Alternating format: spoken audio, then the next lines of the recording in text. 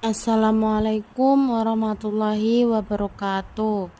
Perkenalkan, nama saya Lutfiah Nur Istiqomah dari kelas Psikologi 2C dengan NIM akhir 123, ingin mempresentasikan psikologi perkembangan kognitif dan religiusitas pada dewasa awal.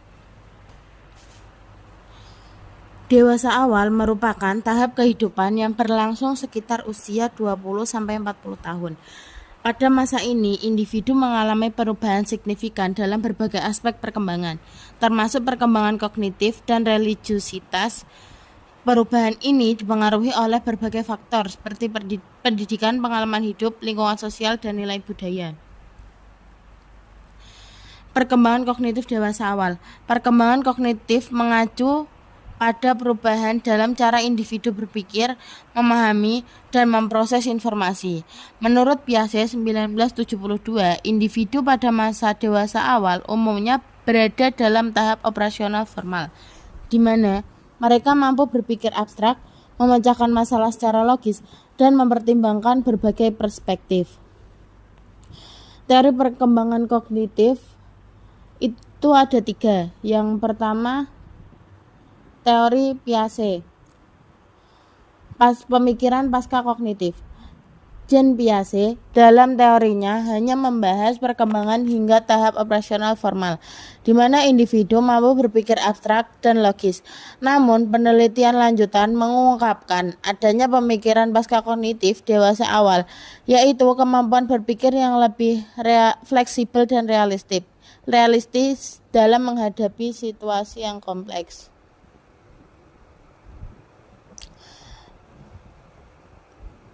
Contohnya, seperti Rina, seorang lulusan dari universitas, mendapat pekerjaan sebagai manajer proyek di sebuah perusahaan startup. Awalnya, ia berpikir bahwa semua proyek harus mengikuti aturan baku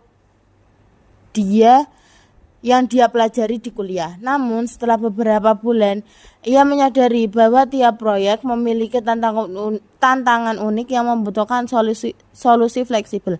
Ia mulai menggunakan pemikiran pasca kognitif dengan mempertimbangkan berbagai pemikiran dan mencari pendekatan terbaik berdasarkan situasi. Yang kedua ada teori Chayes, tahap penggunaan kognitif. Chayes 1977 mengembangkan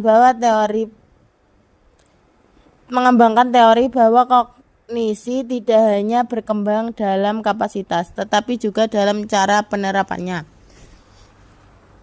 Yang ketiga ada teori Perry, perubahan dalam pemikiran relativistik. Perry 1970 menemukan bahwa pada dewasa awal terjadi pergeseran dari pemikiran absolut menjadi lebih relativistik, yaitu menyadari bahwa kebenaran bersifat konstekstual dan bergantung pada perspektif individu. Lalu ada faktor yang mempengaruhi perkembangan kognitif. Ada 4, yaitu yang pertama pendidikan, meningkatkan keterampilan berpikir kritis dan pemecahan masalah. Yang kedua ada pengalaman kerja. Yang ketiga ada hubungan sosial, berinteraksi dengan berbagai perspektif memperluas cara berpikir. Yang keempat ada teknologi dan informasi. Selanjutnya ada implikasi dalam kehidupan sehari-hari, yaitu ada 3 dalam pekerjaan, keterampilan berpikir kritis, membantu pemecahan masalah, dan inovasi. Dalam hubungan interpersonal, pemikiran dialektis meningkatkan komunikasi dan toleransi. Yang ketiga dalam pengambilan keputusan, dewasa awal lebih mengandalkan pengalaman dan logika dibanding impulsif seperti remaja. Selanjutnya perkembangan religiusitas pada dewasa awal. Religiusitas dan spiritualitas pada dewasa awal seringkali mengalami perubahan akibat pengalaman hidup, pendidikan, serta lingkungan sosial. Individu mulai mencari makna hidup dan menentukan apakah ingin mempertahankan keyakinan yang diwarisi atau mengembangkannya sesuai pengalaman pribadi. Teori perkembangan keagamaan ada dua teori, yaitu yang pertama dari James Fowler, tahapan perkembangan iman.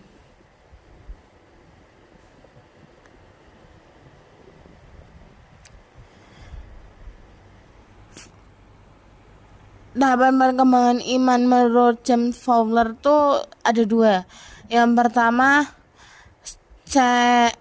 Sinaitic conversional faith, masa remaja, iman yang masih bergantung pada otoritas eksternal. Yang kedua ada individuatif reflektif faith, dewasa awal, mulai mempertanyakan keyakinan dan mencari pengalaman pribadi. Yang kedua ada teori Erikson, identitas dan kepercayaan. Erikson 1968 menjelaskan bahwa krisis identitas pada remaja berlanjut ke dewasa awal, yang dapat mempengaruhi bagaimana seseorang melihat agama dan kehidupannya.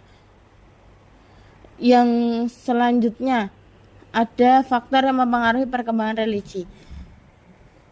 Yang pertama ada pendidikan dan lingkungan sosial. Individu di lingkungan akademik atau multikultural cenderung lebih reflektif terhadap keyakinannya. Yang kedua ada pengalaman hidup. Kejadian besar dapat memperkuat atau melemahkan kepercayaannya.